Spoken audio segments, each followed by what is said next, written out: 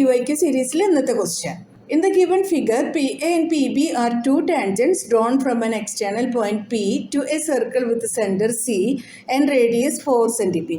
If PA is perpendicular to PB, then the length of each tangent is. ഇവിടെ നമുക്ക് 4 options തന്നിട്ടുണ്ട്. ഇത് circles എന്ന ചാപ്റ്ററിൽ നിന്നുള്ള ഒരു 1 മാർക്ക് ക്വസ്റ്റ്യൻ ആണ്. എന്തെല്ലാം കാര്യങ്ങളാണ് ക്വസ്റ്റ്യനിൽ തന്നിട്ടുള്ളതെന്ന് നോക്കാം. AP and PB are tangents. രണ്ടും ഒരേ പോയിന്റിൽ നിന്ന് വന്നിട്ടുള്ള ടാൻജൻസ് ആണ്. രണ്ടും ഈക്വൽ ആയിരിക്കും.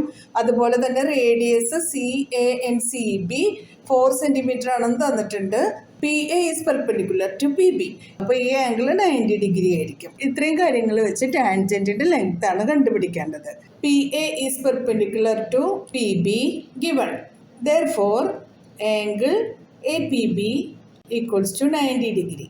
CA and CB are radii of the circle. അപ്പോൾ അത് ടാൻജന്റിൽ ക്രിയേറ്റ് ചെയ്യുന്ന ആംഗിൾ 90 ഡിഗ്രി ആയിരിക്കും.